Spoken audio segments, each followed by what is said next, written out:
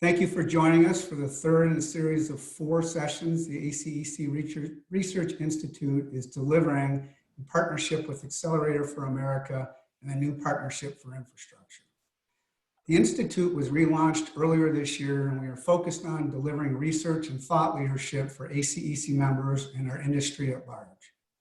On behalf of the ACEC Research Institute Board of Directors and our many sponsors, we are excited to support this very important initiative. We look forward to diving into today's topic on climate change and water infrastructure with our esteemed panel. It is my pleasure to introduce to you our moderator for today's session, Greg Cohn. Greg consults for the ACEC Research Institute and serves as our principal coordinator with Accelerator and the New Partnership for Infrastructure. Prior to opening his consultancy firm, Greg served as the president and CEO of the American Highway Users Alliance. He was a professional staffer on the U.S. House of Representatives Transportation and Infrastructure Committee as well.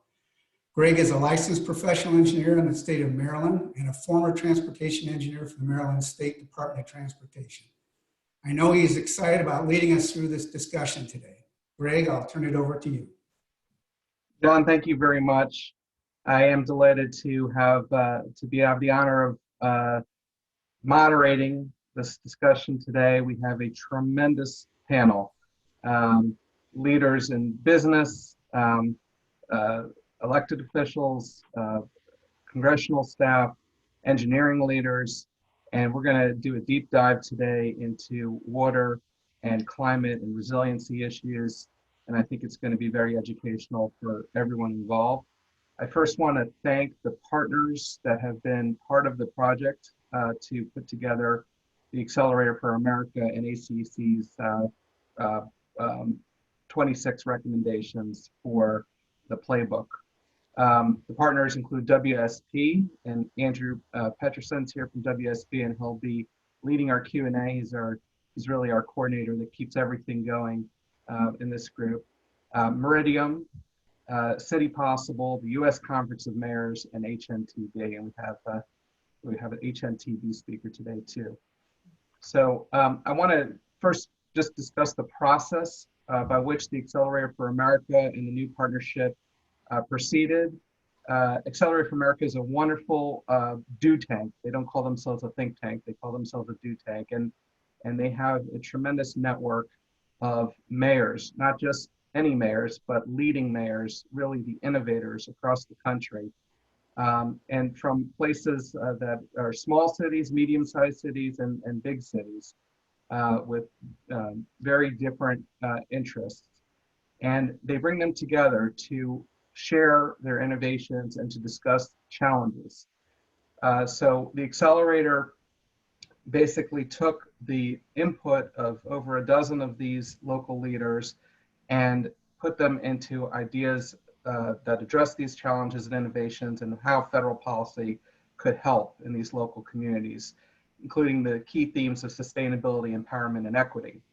And now we're at the point where we're educating people about these recommendations and advocating for them at the federal level and continuing to build the coalition. And I encourage anyone on this webinar to join us. There's 26 different recommendations in the playbook. I encourage you all to read all 26, but today we only have time to really focus on 3 of them. This is an example of really all the different communities that were involved in putting together these 26 recommendations. As you can see, they're from all over the country. And now we'll go to today's topic, which again is innovation in climate resiliency and water infrastructure.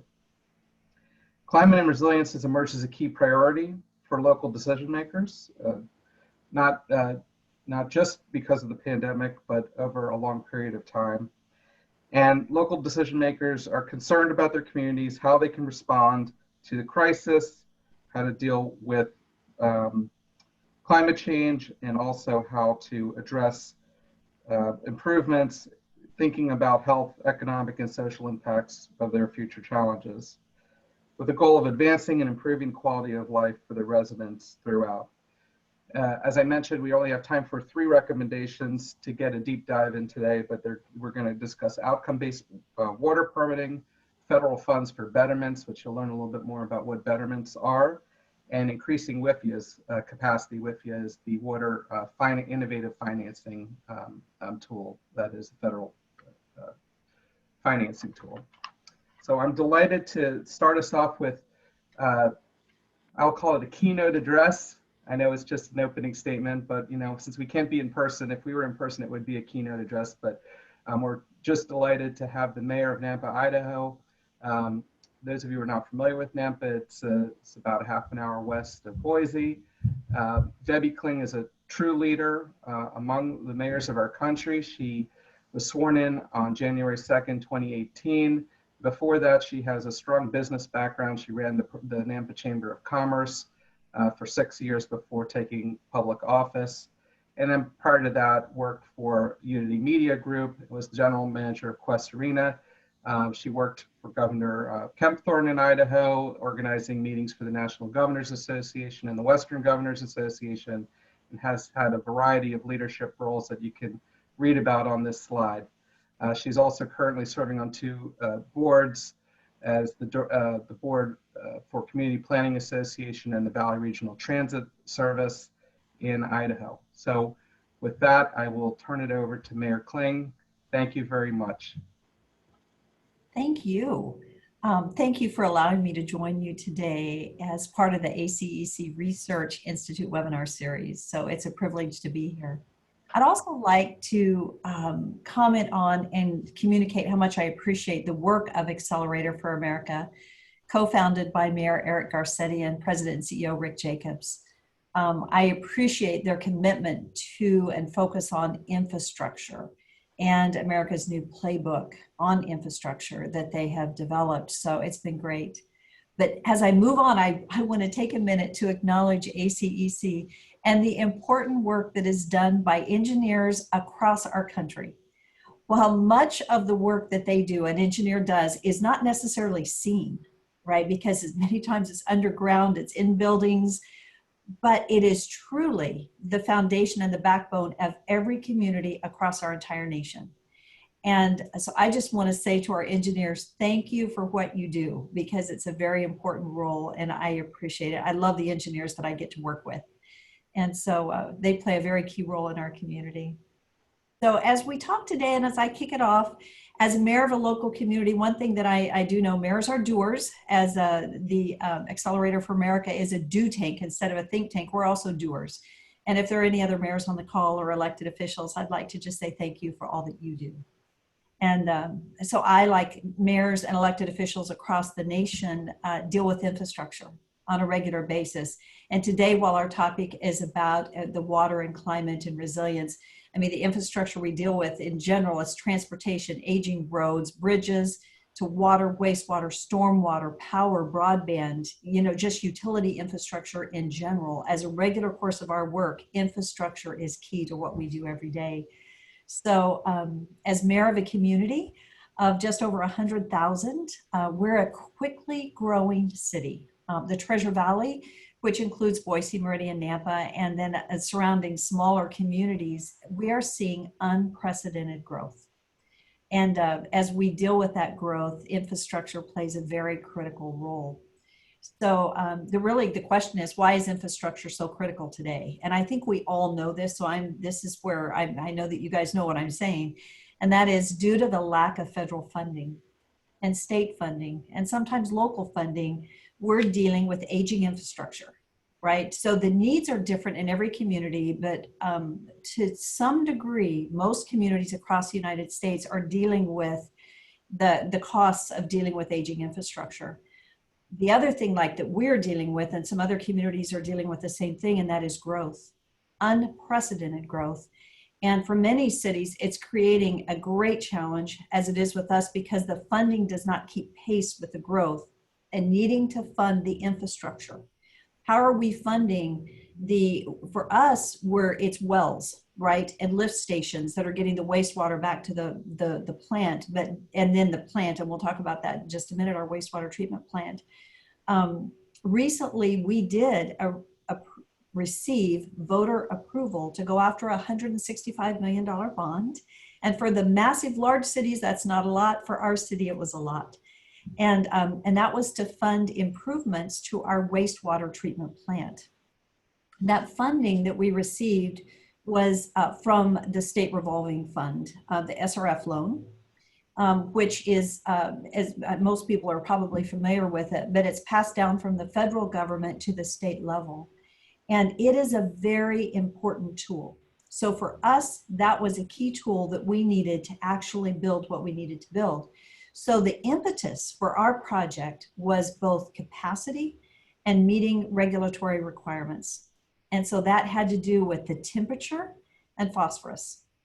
We could stay on that topic for a long time because it's very challenging and costly to local communities to meet the regulatory requirements that we have to meet as local communities. So it can be devastating to smaller communities. So just a quick comment that we need permitting processes to support flexibility at the local level. So with a focus on being environmentally friendly, right, and sustainability, which was key for our community, we decided to also go after a reuse permit. So, and that was going to allow our wastewater to be, the discharge to be integrated into our irrigation system and our pressurized irrigation system for the city of Nampa. So we could reuse that water. We also are, with Class A water, have hoped to be funding and providing that to business users that have high water demands. And so the key is being able to reuse that water. The good news with that was from a sustainability standpoint, we're reusing our water. It's not just going down the road. It also helps replenish possibly the aquifers in our local area. So that's a good thing. One of the challenges that we're facing right now while we're still in that process is actually who owns the water when you discharge it out of your wastewater treatment system. For us, there's a little bit of a challenge from an irrigation district because it's going to reduce the amount of water that they are receiving as it goes down. And this is just a side note that's interesting, is that when you think about it, discharging from a wastewater treatment plant and trying to get those the numbers down, the farmers put the phosphorus back in. So it's really a complex issue, and it has to do with waters of the U.S. And I'll leave it at that because you could talk a long time on those issues. We have some great presenters coming, so I'm going to wrap up by saying just a couple things. Partnerships are critical.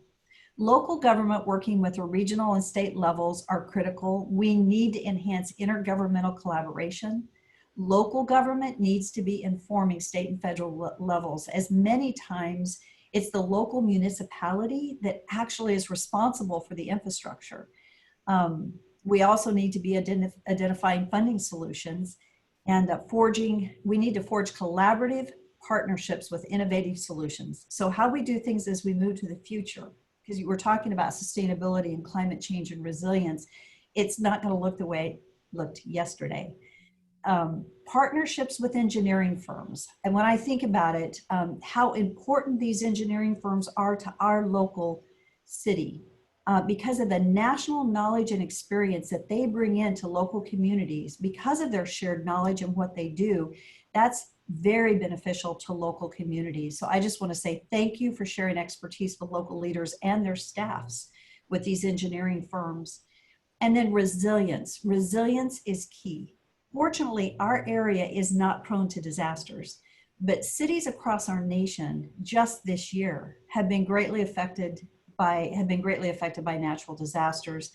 The flooding, the fires, the power outages, they've impacted hundreds of thousands across our nation. And for those impacted, I would say my heart goes out to you. As local municipalities, along with the state and federal agencies, we have a responsibility to quickly respond to everything, to get it up and running again once we've had a natural disaster occur. The plans that we have in place today, along with future innovative design that supports resiliency, is key to responding to those disasters and protecting the lives of our citizens. So I appreciate the work of all of those that represent your organization, ACEC. because they're key to the resilience and the future of our nation because of the foundation and the work that is done within this association. So I just want to, that was just a very, very fast blush, and we could dig in to any number of topics within that. But I just want to say thank you again for the opportunity of joining you today. Thank you all for the work you do that makes our world a better place. And I look forward to the discussion that's going to commence at this point. So thank you. Wonderful. Thank you so much, Mayor. I want to encourage the participants that are here to use that chat box and the Q&A box to ask questions. Mayor has graciously agreed to stay to the end. You know, this is really a unique opportunity. I work in Washington, D.C. A lot of policymakers are here in D.C. on federal policy, and it's easy to hear from the states because it's a defined number, 50. You know how many there are, and it's pretty easy to get their perspectives. But these local perspectives are so valuable and often not heard here in D.C. So thank you very much for that time. And folks, please go ahead and put in your questions, and we're going to move to our panel. We have a tremendous panel. Our first speaker is Radhika Fox. She's the CEO of the U.S. Water Alliance. Through the Value of Water campaign, Radhika has been the leading spokesperson for the importance of investing in our nation's water infrastructure. She's widely recognized on complex water issues, from equity in water to investing in infrastructure.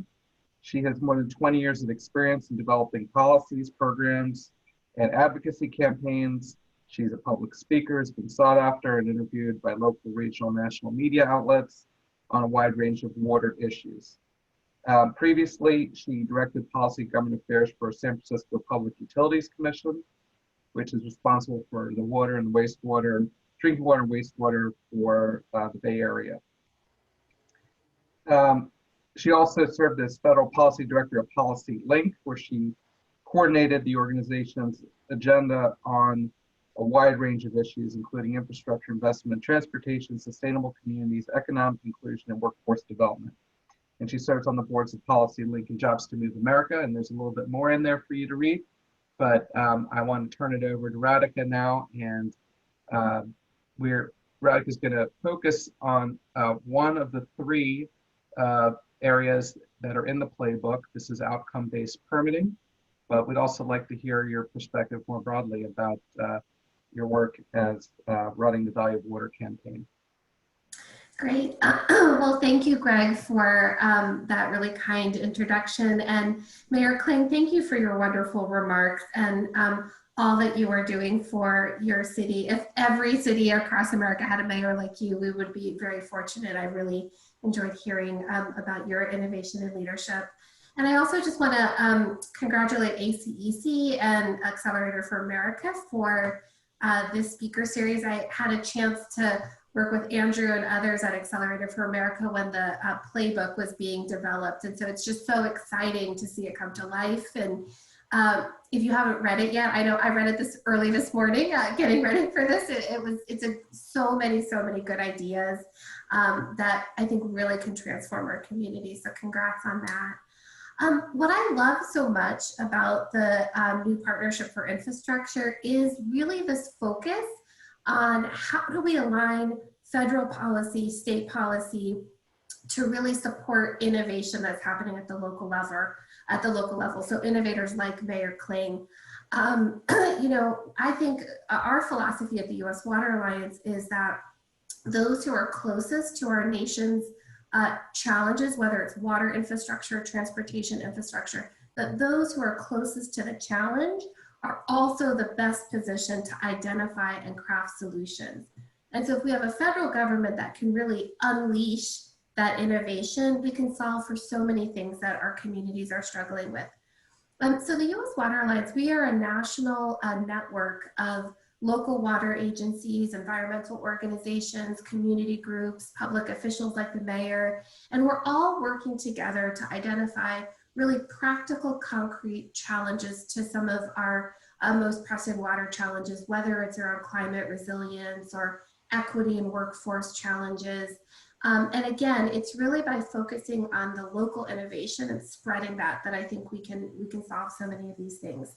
And I would say that in the context of water infrastructure, it is so important because water is fundamentally a local issue. While we wished we had a more robust federal investment, as Camille will talk about in a minute, the reality is that 95% of investment in water infrastructure is coming from local resources. And so we have to, so that is the reality of water. The reality too is local control is very important when it comes to water systems. We have 55,000 drinking water utilities, 18,000 wastewater utilities. And so again, progress will come when the federal government aligns with local leaders who are trying to innovate. And that's why I was so excited that one of the recommendations that made it into the playbook was really around this notion of outcome-based permitting. So many of the local water agencies that I work with around the country, you know, the way that they operate is very constrained by their permits from the Environmental Protection Agency. Oftentimes those permits are very prescriptive, and they're really focused on what action, what method, what project will you undertake to achieve the water quality improvements or water supply improvements that we want to see. But if we could think about how do we move to an outcome-based approach, set the goal, set the target that you want that local water agency to achieve, and then federal government, let's get out of the way so that they can innovate and really be creative around how to best achieve that outcome that has been set. I think one of the really terrific examples of that approach is in the state of Wisconsin. Wisconsin has huge water quality challenges because of phosphorus and other nutrients that are entering the waterway because of agriculture and other industrial uses. What Wisconsin has done is moved to what they call an adaptive management approach to their permits. So they work with the utilities to really set a target around what reductions we want to see in nutrients, what improved water quality outcomes that they want that utility to achieve. And then they get out of the way and let them achieve that. What that's meant in Wisconsin is it's been phenomenal outcomes. So for example, in the Yahara watershed, which is the watershed where Madison, Wisconsin is located. The utility said, you know, we could invest in, you know, another treatment plant here, or we could look upstream and we could partner with agriculture so that if we work with agriculture and keep those nutrients out of the water in the first place, we don't have to treat it downstream. And so they now have 25 municipalities in the watershed are partnering. They have, I think, over 150 farmers who are engaged. They've reduced hundreds of thousands of phosphorus from entering the waterways, and they've had tremendous savings because they didn't need to necessarily build some of the infrastructure systems. So what we would like to see, and again, so glad this is in the playbook, that we would love to see the Environmental Protection Agency really learn from some of these innovations at the local and state level and revise the NPDES permitting process to, again, move towards this outcomes-based approach. I think some folks will say, oh, wait, if we don't have the stringent do X, Y, and Z and the permit, you know, the utilities won't do it, the cities won't do it. But what we saw in Wisconsin is a constant checking back in around, are we achieving the goals? And if we didn't achieve the goals, the state could regulate differently. So I think if we have outcome-based approaches with accountability built in, I think we can get a lot farther faster. So thanks for the opportunity to join you. And again, encourage you to read the playbook. Thanks, Radhika. We're gonna hold all the questions until all of the panelists have a chance to speak, and I'm delighted to move on to our next panelist. This is, oops, there we go. Chuck Chadovitz is our Vice President for Environmental Affairs and Sustainability at the U.S. Chamber of Commerce. Chuck has more than 25 years of experience specializing in environmental and energy issues. He's worked with a number of companies on strategies to improve their bottom line and position themselves. At the Chamber, Chuck is launching a new environment and sustainability capability to foster unique partnerships among the private sector, government, and civil society organizations. He works with the Chamber's members to support company leadership on sustainability, building the business case, and enabling conditions through common sense public policy and the actions of member companies. Previously, Chuck co-founded the Coventry Group, a professional service firm focused on strategic communications, marketing, and government relations. This was really interesting, Chuck. The international experience providing strategic counsel on water and sanitation capacity building in West Africa, nutrient management best practices in Central and Eastern Europe, and water finance case studies in the Caribbean. And there's, again, more to the bio here on the slide, but to keep things moving, I will turn it over to Chuck.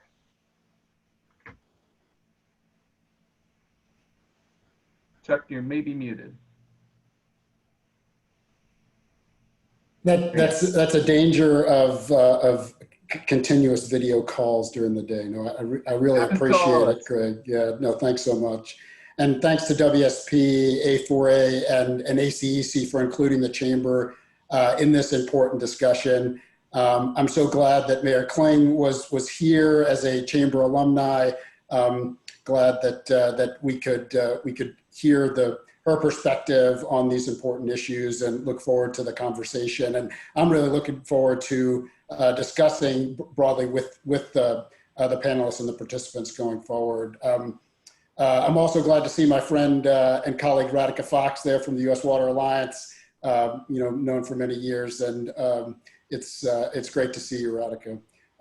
For those not familiar with the Chamber, we're the largest business trade association in the world, representing all sectors, companies of all sectors and sizes. We also have our federation, which is comprised of our member trade associations and state and local chambers. And so I like to say we're at the nexus of companies and communities. The Chamber has long supported building modern, resilient infrastructure. The Betterment's recommendation, which you see here on the slide from the playbook, is very much aligned with this commitment. Resilience is just good public policy. I mean, there's a number of studies out there that show that taxpayers receive, anywhere from $11 to $4 for every dollar invested in issues around pre-disaster mitigation, funding, and projects. Improving lifeline infrastructure, which was mentioned by both our speakers earlier, in this unprecedented time, communications, energy, food, health, water, these are all issues of importance to communities. And in recovering from the pandemic and responding more effectively ahead of the next crisis, they need to address these issues in a resilient way, reducing their risk and saving lives and money along the way. And we need as many tools in the toolbox for communities to do so. That's why the Chamber is, I mentioned 2 examples and then would be happy to kind of turn to conversation.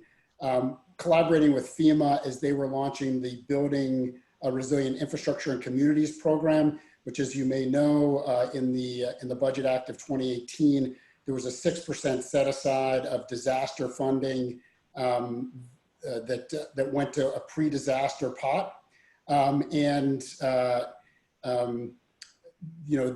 provides this new pot of money up to somewhere's up to $1 billion a year, depending on the year. And this is certainly a year where we're having significant disaster declarations, where pre-disaster mitigation can address some of these issues for communities investing ahead of the next one. We're also working with and the other thing to mention is that the first notice of funding availability was just came out from FEMA, and it's they're working through that proposal process from communities. And in that process, it's important to note that the private sector currently is not eligible for Stafford Act funding, and so there's some sense, how do we work on public-private partnerships that can help leverage the money that that is put in there by this new funding. The additional thing that I'd like to mention is some legislation that we're working on with a number of stakeholder groups called the Resilience Revolving Loan Fund, built very much off of successful clean water and safe drinking water SRF programs, where capitalized funds are sent to states who then provide low interest loans to communities to implement pre-disaster mitigation projects. There's a number of other tools that are out there in the policy world, which we're very much interested in exploring. This is good public policy. We certainly want to get this legislation passed if we can this year. The Senate is looking to bring this to the floor, we hope, this week. And so looking forward to having that discussion with all of you to help support that going forward. Back to you, Greg. Sure. Thank you, Chuck. I think I hope some folks ask a little bit more about the WRDA bill. But I mean, it's only in the Senate where you could have 99 members in support and still have to hope that it gets done, right? Our next speaker is, Next speaker is Ed Crooks. Ed is Senior Vice President, HNTB, and as I mentioned before, HNTB is one of the steering committee members in the new Partnership for Infrastructure that helped shape the playbook. Ed is an infrastructure finance and project development professional. He has more than 30 years of extensive experience in P3 and alternative delivery practices. He's worked on a wide range of infrastructure investments, including project and corporate finance, P3 project communication strategies, and worked in a number of market sectors, including highways, my background, water, wastewater, rail and transit, social infrastructure, and has advanced major projects both as a private developer and investor and as an advisor to governments. Prior to joining HNTB, Ed was principal and founder of an infrastructure advisory firm. And he recently completed serving his second term as a member of the Environmental Finance Advisory Board at US EPA and is a registered professional engineer. So with that, Ed is going to be talking about the 24th recommendation in the playbook, which is increasing WIFIA's capacity. And Ed, I'll turn it over to you now. Thank you, Greg, and thank you all for allowing me to join you today. A distinguished panel, and I've got to give a shout out back to Mayor Kling. As an engineer and representing a firm full of engineers, we sure appreciate your kind comments. We know our work is important. It's really nice to hear it recognized, and we appreciate that very much. I'm going to talk about one of the recommendations in the playbook, number 24, about WIFIA. For those of you who might not be familiar with it, the Water Infrastructure Finance and Innovation Act was created, I think it was 2014, but it actually became operational in 2017. It's a federal loan program that offers very attractive loans to private and public borrowers for up to 49% of a project cost. The eligible uses of WIFIA funding are quite wide, everything from new build to waterways, water and wastewater eligible. So tremendous flexibility. Also offers flexible repayment terms. Loans can go out to 35 years with interest-only holidays, etc. And the bottom line is that the cost of WIFIA financing is very, very competitive. It can be close to the cost of tax-exempt municipal debt. And because of that, it's a nice complement to other financing sources that our local utilities are accessing today. Selection criteria looks at, of course, the creditworthiness of the project, the benefits to the public, as well as the project's readiness to enter into delivery. Since the WIFIA office opened for business in 2017, by last count, 156 expressions of interest have been submitted. The WIFIA office evaluates those for their readiness to move forward into the selection process. and then invites some of those applicants to move forward with full applications. So of 156 letters of interest, 89 were invited to move forward. And as of today, I believe the latest number is 28 loans have actually closed. Billions of dollars worth of capital, projects ranging from as small as $16 million up to, I think the biggest one I've seen in the WIFIA score sheet is almost $700 million.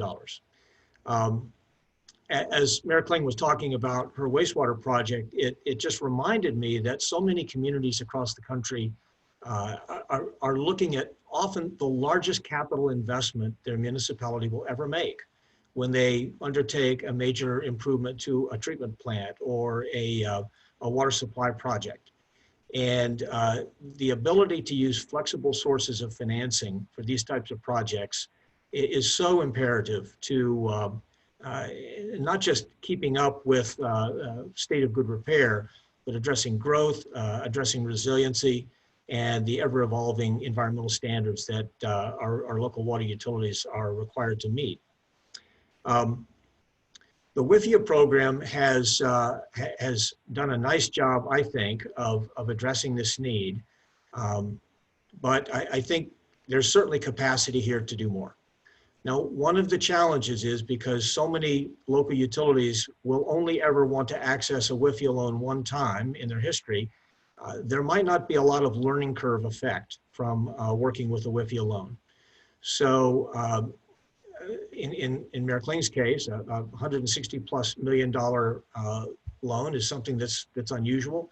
And understanding how to access WIFIA, having done it multiple times, is probably not going to be an option for many borrowers. So the ability of the WIFIA office to be more aggressive in outreach, the funding that they need to do that, I think is kind of written into this recommendation number 24. Both the administrative authorizations for the WIFIA program, as well as the lending authorizations, need to keep pace with this enormous demand in our marketplace. The interesting thing is that the ability of WIFIA to actually lend money depends on OMB scoring of the credit subsidy associated with the borrowers that come to the WIFIA credit window. Now, one of the great things about the water sector is that it's a very, very steady business. It's a very reliable financial endeavor. And the default rate in the water sector is quite low, which means that a dollar of authorization can fund many dollars of lending. In the TIFIA program, which is the transportation comparable in the USDOT, the subsidy is about 7%. So that's projecting that about 6 to 7% of TIFIA loans could default. In WIFIA, those numbers are closer to 1 to 2%. So the leveraging ability of federal dollars is much greater in WIFIA. One of the interesting things that I think we need to keep an eye on is whether COVID will have an impact on those metrics. As many communities face the challenge of reduced ability to pay, we could see default rates increase, and that could increase the subsidy requirement, which would decrease the amount of WIFIA funding available. I think also part of this recommendation is the need for the US government to be out in front of that dynamic and make sure that whatever credit subsidies are applied to the WIFIA program maintain a comparable year-on-year level of funding availability. And then finally, I think on the administrative side of the WIFIA program, the WIFIA program has averaged about $5 to $8 million a year in administrative funding. Interestingly, that has not stayed in pace with the amount of loan funding. And it would be, I think, a part of this recommendation that as the lending amounts increase, the administrative authorizations should keep pace with that, so that the WIFIA program is able to respond to the increased demand of the sector, and in fact is able to promote the wonderful products that they offer to the industry. So with that, I will pause, and Greg, I'll kick it back to you. Fantastic. Thank you very much. Our last panelist is actually going to be more of an opportunity to get a little bit of a reaction from the Hill. We're thrilled to have Camille Touton with us. Camille is a professional staffer at the U.S. Transportation Infrastructure Committee. That title is familiar to me, and it's a hard job, and really happy on the last day of the fiscal year that you could find an hour to spend with us. Camille she's works basically with the committee's focus on the Corps of Engineers projects. Prior to joining TNI, she worked as a professional staffer for the Senate Energy and National Resources Committee. Oops, let me let you all see her full bio over here. And she shepherded several water provisions that were enacted as part of the John Dingell Conservation Management and Recreation Act of 2019. Previously, she served as Deputy Assistant Secretary for Water and Science for the Department of Interior, and also worked on policy issues related to the Bureau of Reclamation and the USGS. She served as a Senior Policy Advisor for the U.S. House Natural Resources Committee, where she focused on Western water and power management. So right up our mayor's alley, I'm sure.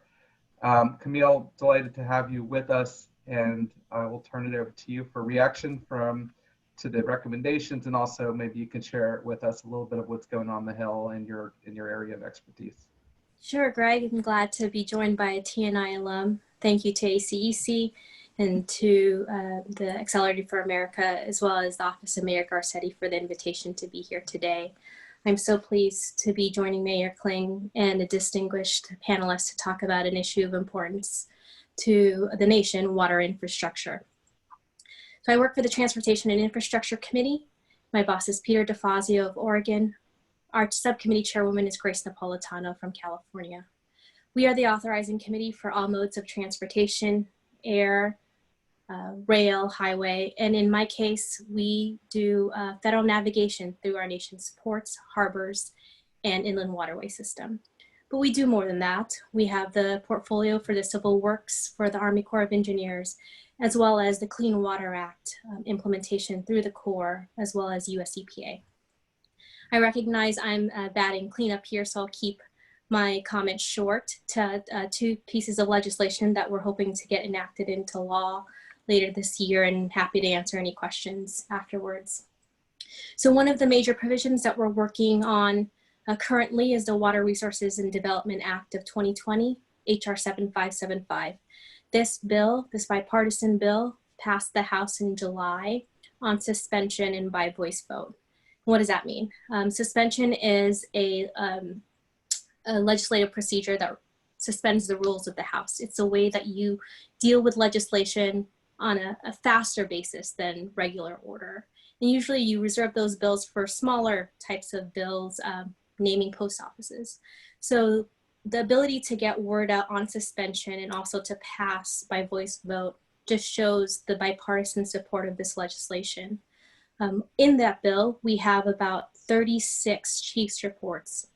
We authorized 36 new projects that deal with navigation, flood control, and ecosystem restoration. We also authorize a similar amount of feasibility studies for projects to be considered by Congress in the future. And there's two policy pieces that I'd like to flag for you that would be of interest. One is the Harbor Maintenance Trust Fund, full utilization, which is a priority for my boss, Chairman DeFazio. What does that mean? Essentially, what we collect for harbor maintenance trusts through ad valorem taxes, we used for the operation and maintenance of our federal ports and harbors. And so what we're trying to do is essentially what we collect, we use, and also get at the balance, which is sitting in the Treasury at the moment, at roughly $10 billion. The Congressional Research Service estimates that if we spend $2 billion over 5 years, we get our federal ports and harbors at their widths and depths.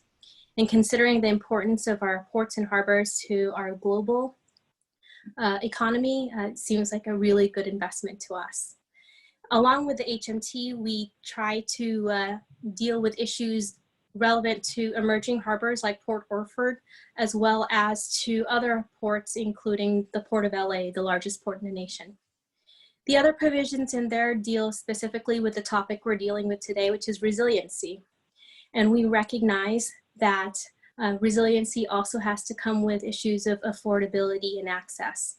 And piggybacking off of the great work that Radica and the U.S. Water Alliance has shown on affordability issues and access to water, we recognize that when you deal with resiliency, you can't take those as part and parcel. And so one of the things we look at is communities and what they need, which Mayor Kling touched on. It varies. Some need basic technical assistance. Some need assistance with funding for feasibility studies. And so we look at that. We also look at a program that looks at repetitive loss communities. So communities that have seen repetitive flooding events twice within a 10-year period, on how we can provide them with the tools they need to rebuild the infrastructure for the conditions that they're dealing with that are frankly unprecedented. And we also allow for the ability to use natural and nature-based infrastructure where it's appropriate. This bill, again, passed the House. We're currently in conversations with the Senate, and we're optimistic that we can get this to the finish line this year. And we have a lot of people who support this, and thank you, Chuck, and the Chamber of Commerce for your support in moving WRDA forward. The other bill I want to talk to you about that's been touched on today is HR 1497, which is the Water Quality and Jobs Protection Act. Its main issue it deals with is the reauthorization of the Clean Water State Revolving Fund at $14 billion over 5 years. And there's a couple of other provisions in there as well that deal with the Green Reserve, a 15% set aside for water efficiency and energy efficiency projects.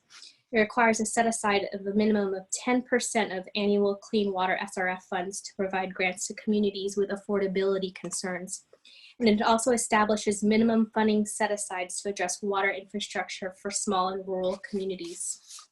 And finally, relevant to what's going on the House floor today, as part of the HEROES 2 Act, we have in there a water provision that's modeled after LIHEAP. So it's water LIHEAP. It's a low income housing, drinking water, and wastewater assistance. And what it does is it authorizes and appropriates $1.5 billion in grants controlled by the Department of Health and Human Services to ensure the continued operation of water, especially in times of the pandemic. It allows for households in paying their drinking water and wastewater utility bills during public health emergencies. When our first line of defense to our communities is to tell them to wash their hands, now is not the time to be cutting off water to those communities. And so this is a tool that we're hoping to use. One of the unique aspects of the Transportation and Infrastructure Committee, as Greg can attest to, is there is a level of bipartisanship across the board. And so it's really a place that we look to, and I say with optimism that we can seriously get these to not just be bills, but get enacted into law. So thank you for the time on behalf of Chairman DeFazio and Chairwoman Napolitano, and I'm happy to answer any questions. Wonderful. Thank you, Camille. We have about 10 minutes or so for questions. Andrew Peterson with WSP, our new infrastructure partner coordinator, is going to be taking care of moderating the questions. Great, thank you, Greg. And I just want to again thank Mayor Kling, Radica, Chuck, Ed, and Camille so much for your time and for all the wonderful insight that you have provided throughout this panel. We have a question here that I think I'll direct to you, Mayor Kling, first, and others feel free to join in as well. A question from Wayne talking about betterments for flood mitigation and solutions for flood mitigation and power resiliency are needed in many communities. There's a lot of different programs, including what we talked about with the State Revolving Loan Fund and other options as well. How do you kind of go about kind of deciding and thinking about where to put your time and what programs to kind of chase to get these projects done? This is where our consultants, and many of them are engineering firms, are so critical to a local municipality, especially for those cities that, like ours, that we're just over 100,000, and many others that are in our size, a little bigger and smaller. You don't necessarily have the expertise internally to actually give that guidance. And so frequently, it's like looking at bonds. We're going out to bond counsel. In a situation like this where we're looking at it, we're looking for guidance. And actually many of our larger firms, even though there may be engineering firms, but you've got other financial firms, but they actually have that experience from other projects. And so where you've got national firms that have been working with other cities, many times they'll bring that with them. We work with a couple national firms and a couple different projects related to water, and it's been very beneficial to us. But we're looking, and then the other thing is this is where partnerships and networking comes in, because we're looking to other cities and asking those questions of others, because you don't necessarily know where to go. And so this is where we have to rely on those that do this for their living and know. I don't hope that was a pretty simple answer, but we don't have all the answers, so we have to ask questions. Yeah, that was very helpful. Does anyone else on the panel have anything to add? We can go to the next question. Andrew, I'd maybe throw in a quick thought. Some of those sources of funding that were mentioned in the question are grants, essentially. They become sources of funds. WIFIA is a source of financing. You have to pay it back. So obviously, to the extent that a municipality has access to grant funding that is reasonably available and can help reduce the financial commitment of the city or the utility district, well, that's obviously a good thing. And that can then make a WIFIA loan or other credit instrument more affordable because you're having to pay back less. Great, thank you. Move on to another question we have here. And I'll direct this towards Chuck first, but others feel free to jump in. This is from Vikram. When you're thinking about implementing various resilience initiatives, within the corporate world, what are some of the barriers? Is it, lack of interest or understanding, or kind of understanding what risks there might be, to really, getting some of these initiatives off the ground? No, I appreciate the question. So, 95% of our members are small businesses. So, so 60% of them or 65% of them don't have continuity planning. And so, in looking at how to build resilience, companies need to have a plan. And so that is a big barrier to small businesses, which many of them are in communities like those with Mayor Kling. They need the resources and the capability to do that. So just as Mayor Kling was mentioning that they need help in selecting what vehicle is best for them in terms of funding, companies are in that situation without capacity are no different. They need that assistance. Great, thank you. Another question I'm going to direct towards Radhika. You had spoken about kind of your philosophy of those who are closest to the problem, right, or best kind of people and understanding it and then developing solutions. I don't know if and that's a theme that the mayor hit on as well, right, about having a more effective intergovernmental system. I don't know, Radhika, if you might just expound upon that thought a little bit more in your work. And I'd love to get Camille's thoughts as well from the federal side of how you think about working with your local partners. Great. Well, we've talked so much about water infrastructure, and I know we also wanted to hit on climate a little bit. So I think, one of the examples I think that is really how different water agencies around the country are approaching climate resilience planning and investments.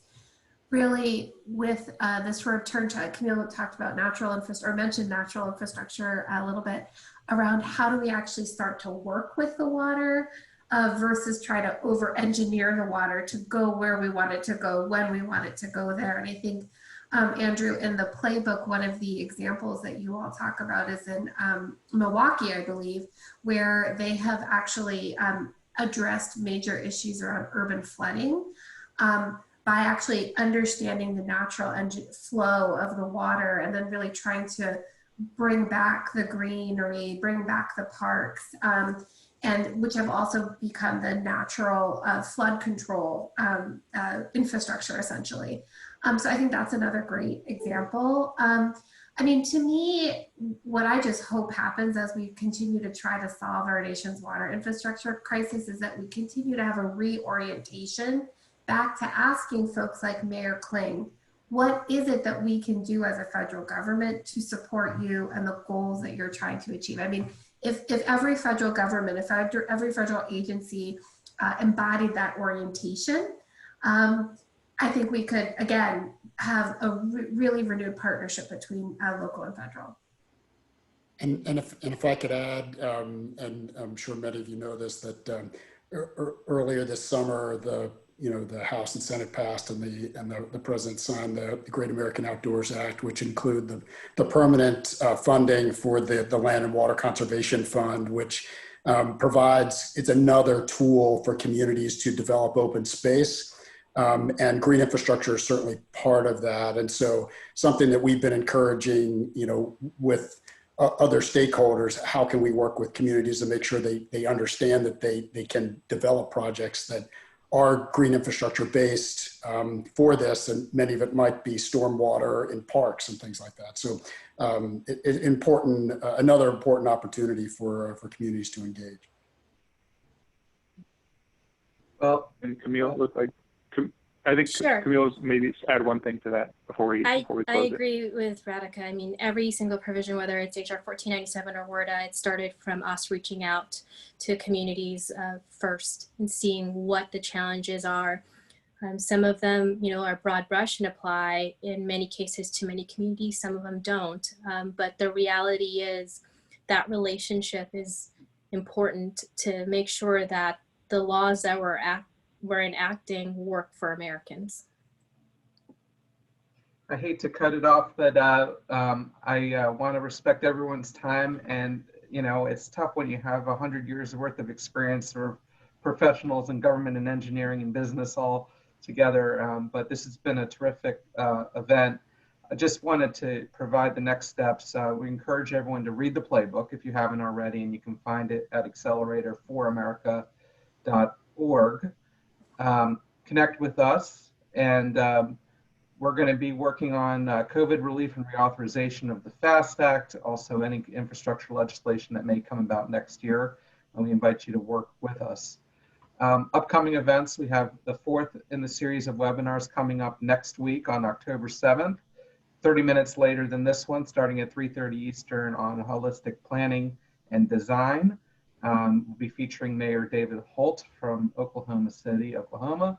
And then we have a big wrap-up session for ACEC at their fall conference featuring Mayor Eric Garcetti from Los Angeles.